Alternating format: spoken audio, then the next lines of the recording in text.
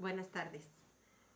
Me llegaron muchas preguntas y algunas iban a dificultades muy concretas que experimentan, como qué hacer con un hijo que empieza a manifestar una tendencia homosexual o con una adolescente que no se identifica plenamente con su cuerpo. Y la verdad no soy capaz de responder a esas preguntas, porque creo, como decíamos el otro día, que en la moral y en la doctrina social de la Iglesia y en estos temas los principios son muy pocos y son muy claros y son relativamente fáciles de entender y hasta de explicar. Pero el campo aplicativo exige la prudencia y por tanto no existen trajes hechos a medida. ¿Qué hacer con un niño? ¿Qué hacer con...? Sino que estos principios que hemos intentado explicar, ¿cómo los aplico en concreto a esta situación que se me presenta? Y por eso no existen respuestas hechas y le pido al Espíritu Santo que nos ilumine en esa aplicación prudencial de unos principios pues, que nacen de la verdad del hombre y que no cambian, pero que luego uno tiene que saber adaptar. Y esa es la parte más difícil. Pero entonces, no llegando a casuísticas o a problemáticas mucho más concretas, quisiera precisar 3 puntos.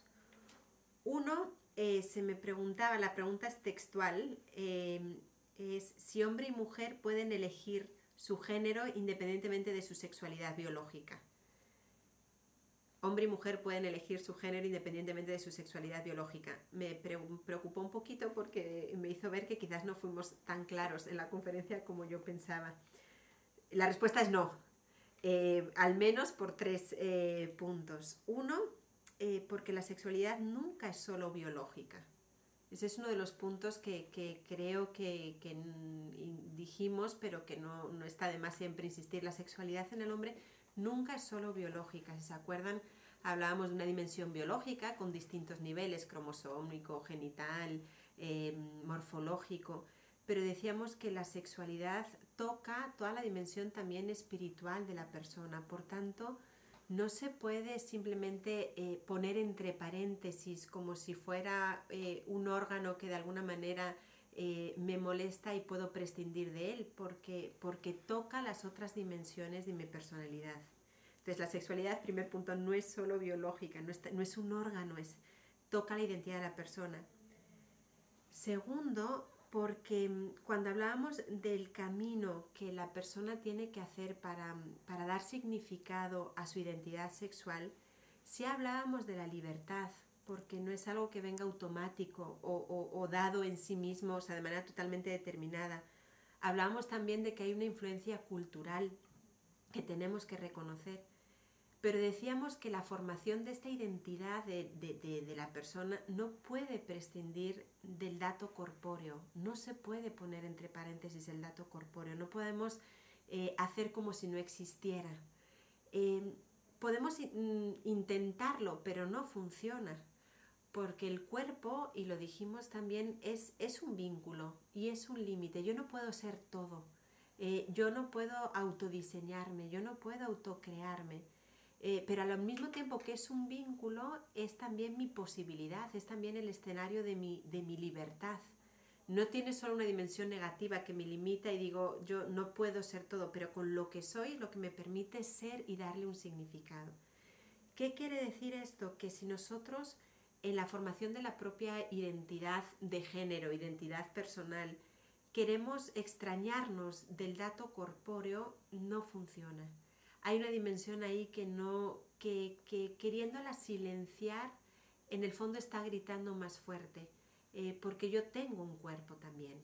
¿Sí? Entonces, ante la pregunta, la vuelvo a repetir, que si podemos elegir nuestro género independientemente de nuestra sexualidad, no.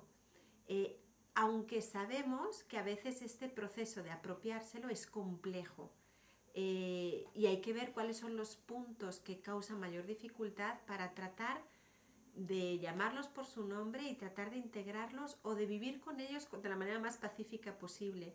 Pero no puedo hacer, como dicen en Italia, piazza pulita y decir que esto no existe, eso no funciona. ¿Sí? Espero que ese punto sea claro. Si no queda claro, por favor escríbanme porque es el más importante de toda la conferencia. Otras preguntas iban en la línea de aclarar la postura de la Iglesia sobre este tema. Y ahí de nuevo quisiera, quizás no fui clara del todo sobre este punto.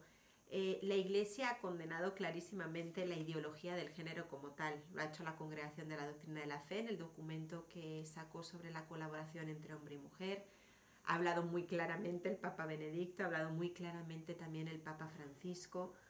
La verdad es que no hay mucho más que decir. Hay algún cardenal que está pidiendo que se saque una encíclica sobre el género. No sé si se sacará o no se sacará, pero digamos que la condena al modelo antropológico que nace del considerar que la identidad de la persona, la identidad de género, puede fare a meno, no sé cómo se dice, puede prescindir del dato corpóreo, he sido ampliamente condenado por el magisterio. Digo, no con una cosa ex cátedra, pero digamos, está bastante claro.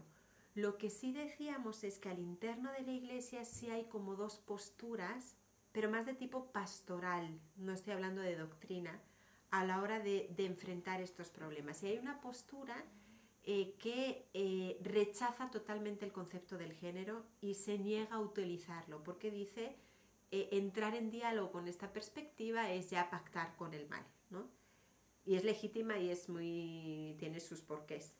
Y hay otras posturas al interno de la Iglesia que dicen no podemos ignorar esta terminología, tenemos que lograr llenarla de nuestro contenido, ¿no? Y ya el género forma parte de alguna manera de nuestra cultura, entonces no podemos hacer que no existe y no podemos simplemente cerrarnos en un lenguaje que no entra en diálogo, sino que tenemos que lograr llenarlo de contenido. Estamos hablando del ámbito pastoral y creo que las dos posturas son legítimas. O sea, no, porque es cómo dialogar con el mundo. A nivel doctrinal, la condena de la ideología del género como tal creo que está clarísima. Yo sí les comentaba que nosotros como Instituto de la Mujer sí hemos cambiado un poquito postura, porque sí hace unos años no utilizábamos para nada el término género y lo excluíamos totalmente. Ahora en verdad estamos empezando a utilizar y a dialogar con el contenido. ¿Por qué? Porque forma parte de los documentos legislativos, del lenguaje de las empresas. La Gender Equality es el objetivo número 5 de la ONU para el Desarrollo Sostenible 2020. O sea, forma parte de, entonces, o nos cerramos y no dialogamos, decimos, a ver, yo por Gender Equality, por igualdad de género, entiendo esto y esto y esto, desde este modelo antropológico. Este está siendo nuestro esfuerzo como instituto, pero de nuevo estamos en el campo del diálogo con el mundo, no tanto de doctrinal, por así decirlo, es decir, se puede ceder en el campo del... No podemos ceder, y de hecho en la conferencia decíamos qué podemos aceptar del género, qué no podemos aceptar, y lo recuerdo. ¿Qué podemos aceptar? Podemos aceptar que hay una influencia cultural en la formación de la identidad de la persona, sí, y eso el género lo ha puesto de relieve. Podemos aceptar también que hay muchos elementos que tradicionalmente se han asociado al ser hombre o mujer y que pueden ser estereotipos. Eso lo podemos hacer. No podemos aceptar ningún tipo de disolución, eclipsamiento o superación de la diferencia sexual, porque reconocemos que la diferencia sexual es un dato originario que habla de nuestra vocación al amor y de nuestra vocación a la comunión y que es sello de la imagen de la Santísima Trinidad en nosotros. No podemos pactar con ello, ¿sí? Entonces, eso creo, y esa es la postura de la Iglesia.